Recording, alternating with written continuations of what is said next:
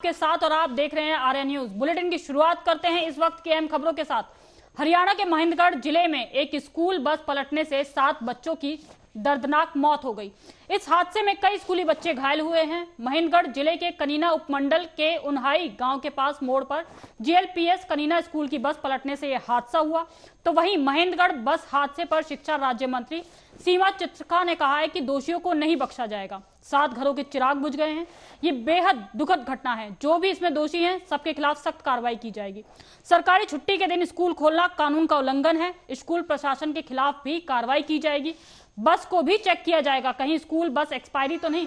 सूत्रों के मुताबिक निजी स्कूल जीएल पब्लिक स्कूल की बस में लगभग 35 से 40 बच्चे सवार थे और जहां पर यह हादसा हुआ है वहां पर तीखा मोड़ होने की वजह से बस पर ड्राइवर नियंत्रण नहीं पा सका, जिसकी वजह से बस पेड़ से जा टकराई और पलट गई। हादसे का वीडियो भी सामने आया जो काफी दर्दनाक है। हादसे की सूचना मिलते ही पुलिस की टीम मौके पर पहुंच गई। घायल छात्रों को अस्पताल भेजा गया। स्कूल बस के दुर्घटनाग्रस्त होने से घायल हुए एक छात्र ने चौंका देने वाला खुलासा किया है। घायल छात्रा ने कहा है कि ड्राइवर नशे में था। ड्राइवर ने दारू पी रखी थी और उसने स्पीड 120 रखी थी, जिससे संतुलन बिगड़ गया और इस कारण यह हादसा हुआ है।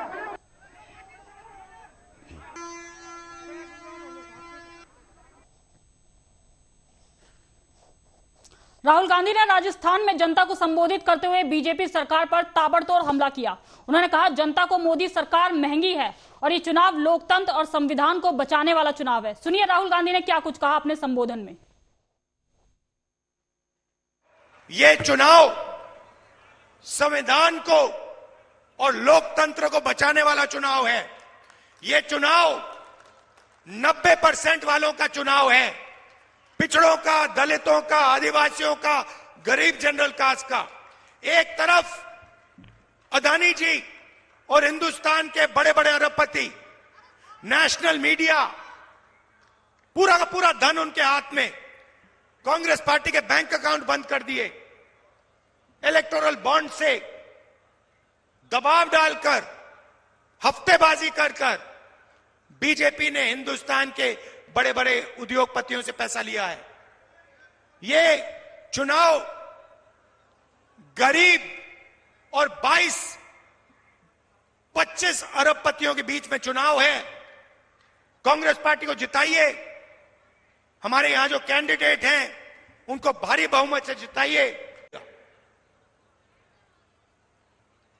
नरेंद्र मोदी जी ने इन लोगों के 16 लाख करोड़ रुपए माफ किए हैं। अब आप कहोगे 16 लाख करोड़ रुपए कितना होता है?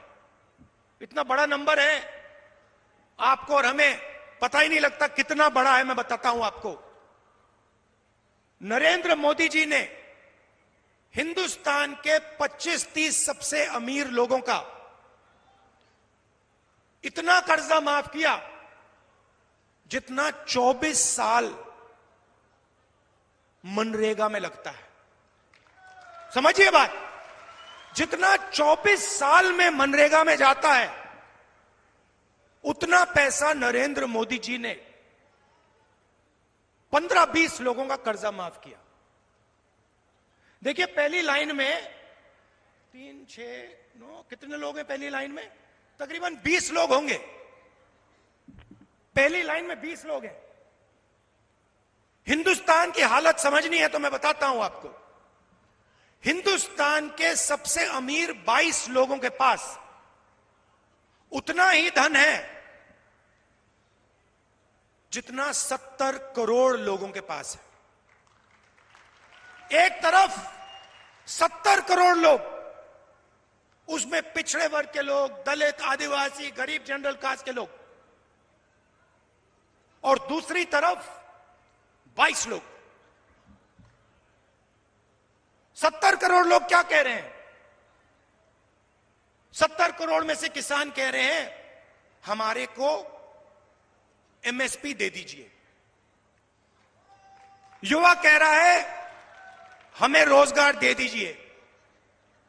महिला कह रही है महंगाई से हमें बचाइए।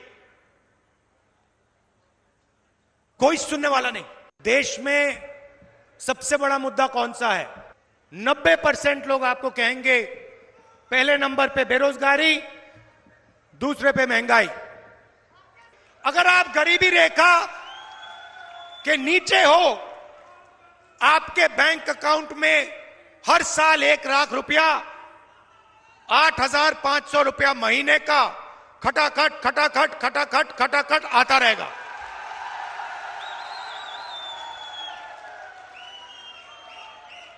और एक झटके से हिंदुस्तान से हम गरीबी को मिटा देंगे। मजे की बात सुनिए, और उस दिन तक डालेगी जिस दिन तक आप गरीबी।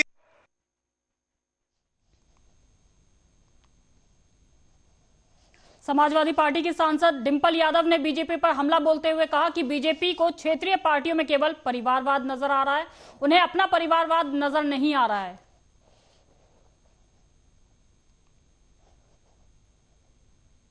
केवल रीजनल पार्टीज हैं उसमें परिवारवाद नजर आ रहा है। भाजपा को अपना परिवारवाद नजर नहीं आता है, तब उनकी आंखों में पट्टी लग जाती है। और अगर क्षेत्र के लोग चाहते हैं कि उनका सांसद कैसा हो, लोग वोट करते हैं, डेमोक्रेसी है ये, तो जिसको लोग चुनते हैं वही सांसद बनता है, मेरा मानना है। तो इसमें कोई गलत बात नहीं है। लगातार सीटें जो चेंज हो रही हैं उसको लेकर भी बीजेपी आरोप लगा रही है कि समाजवादी पार्टी अभी तक कंफ्यूज है। मैं समझती हूँ कि किसी रणनीति के तहत ही सीटें चेंज करी जा रही हैं, और हमारा मकसद यही है कि ज्यादा से ज्यादा सीटें गठबंधन और समाजवादी पार्टी जीते। कैबिनेट मंत्री जयवीर सिंह मैनपुरी से यहाँ लड़ा है, लगातार समाजवादी पार्टी का कब्जा रहा है समाजवादी पार्टी का मैनपुरी में। तो इस बार कितना कड़ा मुकाबला देखने को मिलेगा, क्योंकि वो लगातार मैनपुरी में 80 में से 80 और 400 सीटों पार के दावा कर रही बीजेपी। ये अच्छी बात है, क्योंकि भाजपा में कोई ना कोई कैंडिडेट तो आना ही था, और अगर जयवीर सिंह जी आए हैं तो ये अच्छी बात है। लेकिन समाजवादी पार्टी पहले से ही चुनाव की पूरी तैयारी कर चुकी है और हम मजबूती के साथ। वीआईपी के राष्ट्रीय अध्यक्ष मुकेश सहनी ने आज पटना एयरपोर्ट पर पत्रकारों से बातचीत करते हुए कहा कि कौन क्या खाएगा, क्या नहीं खाएगा, किस रंग का कपड़ा पहनेगा, क्या ये सरकार निश्चित करेगी। उन्होंने कहा कि जनहित के मुद्दों से जनता का ध्यान हटाने के लिए बीजेपी एक बड़ी साजिश में लगी हुई है, जिसका बिहार में महागठबंधन मुंहतोड़ जवाब दे रहा है। पर ज्यादा चर्चा करते हैं तो भाई, कल हमको क्षेत्र में जमुई की जनता ने हम लोगों को संतरा दिया, और आते समय हम खा रहे थे तो सोचे कि पहले देखो वीडियो बना ले, नहीं तो इस पे भी ऑब्जेक्शन उन लोगों ने उठाएंगे, क्योंकि ये सब चीज़ अभी वो लोग बांटने लगा है कि ये कलर मेरा है तो वो कलर आपका है, ये नहीं खा सकते, वो नहीं खा सकते। तो हम लोग थोड़ा सोचे कि थोड़ा मस्ती कर लेते हैं भाजपा वाले से, क्योंकि भाजपा वाला तो बिहार के युवा, देश के युवा, गरीब, किसान, मजदूर सभी के साथ मजाक कर रहे हैं। भोपाल में ईद की नमाज को सकुशल संपन्न करने के लिए पुलिस पूरी तरीके से मुस्तैद नजर आई। वहीं साफ सफाई, विद्युत व्यवस्था और अन्य आवश्यक वस्तुओं के लिए नगर निगम, स्वास्थ्य विभाग, विद्युत विभाग से समन्वय स्थापित किया गया है, ताकि ईद के दौरान किसी को किसी भी प्रकार की असुविधा का सामना न करना पड़े। भोपाल और आसपास के इलाकों में पुलिस ने विशेष चेकिंग प्वाइंट भी लगाया। 1500 से करीब पुलिस बल तैनात किए गए। साथ ही साथ सिविल ड्रेस में पुलिस कर्मियों की टीम में बॉडी वॉर्न कैमरा और वर्नाक्युलर के साथ तैनात की गई।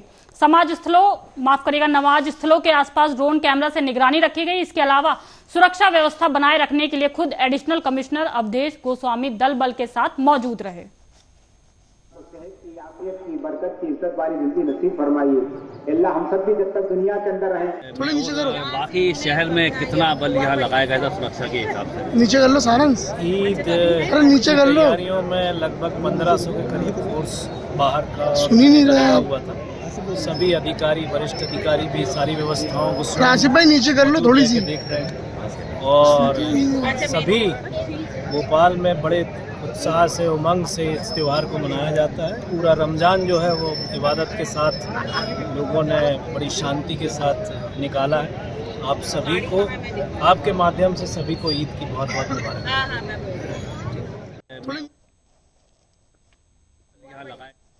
देश भर में ईद का पर्व हर्ष के साथ मनाया गया। शहर की ईदगाह सहित कई छोटी बड़ी मस्जिदों में ईद की विशेष नमाज अदा की गई। लोकसभा चुनाव को देखते हुए इस बार ईदगाह में प्रशासन की ओर से स्वागत मंच नहीं लगाया गया था, लेकिन कांग्रेस के कई बड़े नेताओं ने ईदगाह पहुंचकर मुस्लिम समाज के लोगों को ईद की मुबारकबाद दी। ईदगाह में पूर्व मुख्यमंत्री दिग्विजय सिंह, पीसीसी चीफ जीतू पटवारी, पूर्व मंत्री पीसी शर्मा सहित कई कांग्रेस नेता मौजूद रहे। पूर्व मुख्यमंत्री दिग्विजय सिंह ने कहा कि ईद के पर्व को चुनाव से जोड़कर नहीं देखा जाए। हमारे लिए धर्म राजनीति का अखाड़ा यह हथियार नहीं है। हम सभी धर्मों का पूरा आदर सम्मान करते हैं। वहीं कांग्रेस अध्यक्ष जीतू पटवारी ने भी ईद की सभी प्रदेशवासियों को मुबारकबाद दी।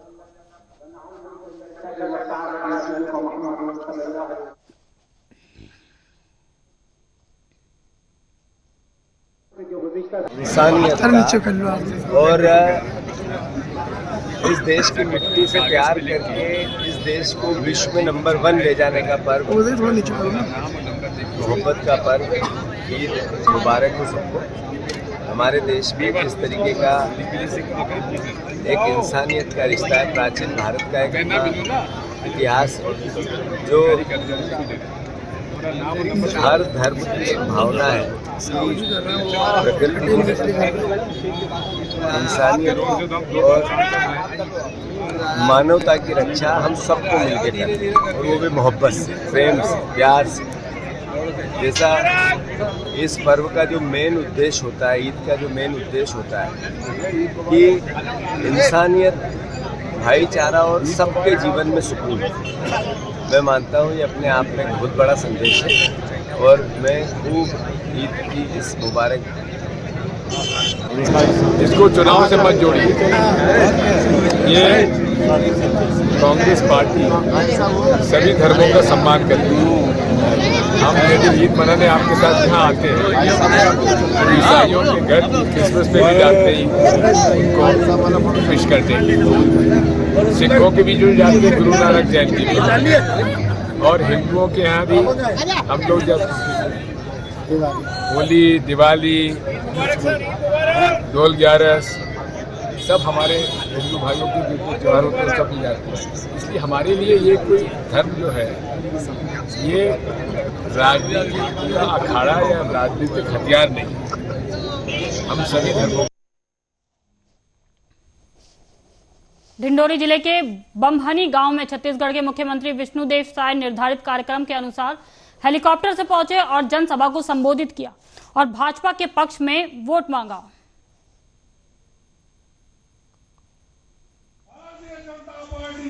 जनजाति कल्याण मंत्रालय के राज्य मंत्री के रूप में काम करी।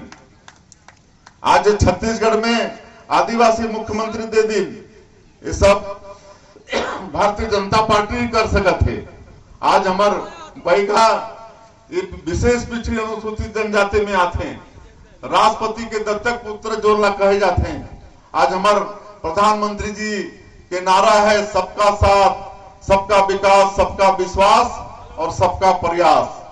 और देश के गांव, गरीब, किसान, मजदूर सबके वन चिंता करत हैं। और विशेषकर जो विशेष पिछड़ी अनुसूचित जनजाति के लोग हैं और उन्हें जो हमारे इस क्षेत्र के बैगा जाति भी हैं, उमन के और ज्यादा चिंता करत हैं। प्रधानमंत्री जनमन योजना, पीएम जनमन योजना 24। राजस्थान में जनसभा को संबोधित करते हुए कांग्रेस सांसद राहुल गांधी ने कहा कि देश में सबसे बड़ा मुद्दा बेरोजगारी है, दूसरे नंबर पर महंगाई है। लेकिन अगर आप हिंदुस्तान की मीडिया से पूछेंगे तो आपको लगेगा कि सबसे जरूरी मुद्दा अंबानी की शादी है। सुनिए क्या कुछ इस दौरान उन्होंने कहा। हजारों लोगों से देश में सबसे बड़ा मुद्दा कौन सा है? बेरोजगारी। किसी से भी पूछो। यात्रा में मैंने हजारों लोगों से पूछा सबसे बड़ा मुद्दा कौन सा है, खट जवाब आता है बेरोजगारी सबसे बड़ा मुद्दा है। दूसरे नंबर पे कौन सा है? दूसरे नंबर पे महंगाई।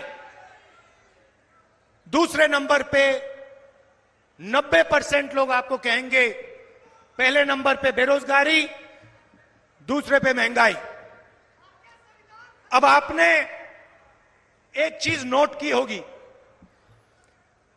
कि हिंदुस्तान की जनता से अगर आप पूछें तो वो आपको बताएंगे पहले नंबर पर बेरोजगारी, दूसरे नंबर पर महंगाई। मगर अगर आप हिंदुस्तान के मीडिया से पूछेंगे या मीडिया को देखेंगे तो आपको लगेगा सबसे जरूरी मुद्दा टीकमगढ़ शहर सहित जिले भर में ईद उल फितर का त्यौहार बड़े ही हर्ष और उल्लास के साथ मनाया गया। ईद पर लाखों लोगों ने रब की बंदगी में सजदा कर मुल्क की तरक्की और खुशहाली के साथ अमन चैन की सामूहिक रूप से दुआ मांगी, एक दूसरे से गले मिले और ईद की मुबारकबाद दी। टीकमगढ़ में सबसे पहले ईदगाह में सुबह 8 बजे ईद की नमाज अदा हुई।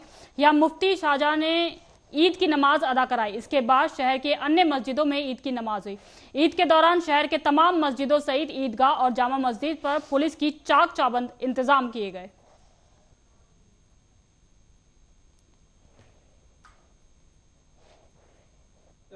ईद उल फितर कहा जाता है, मीठी ईद भी कहा जाता है। अल्हम्दुलिल्लाह ये हमारे लिए बड़ा ही मुबारक दिन है।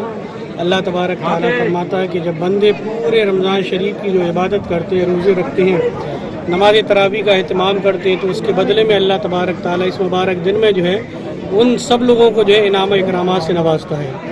और ये हमारे नबी ने हमें ये पैगाम दिया, हमें ये सबक दिया कि हम इस तरीके से ईद मनाएं जिस तरीके से हम अपने लिए ईद मनाते हैं, इसी तरीके से हम अपने दूसरे भाइयों के लिए भी ईद मनाएं। यानी जो जिनकी माली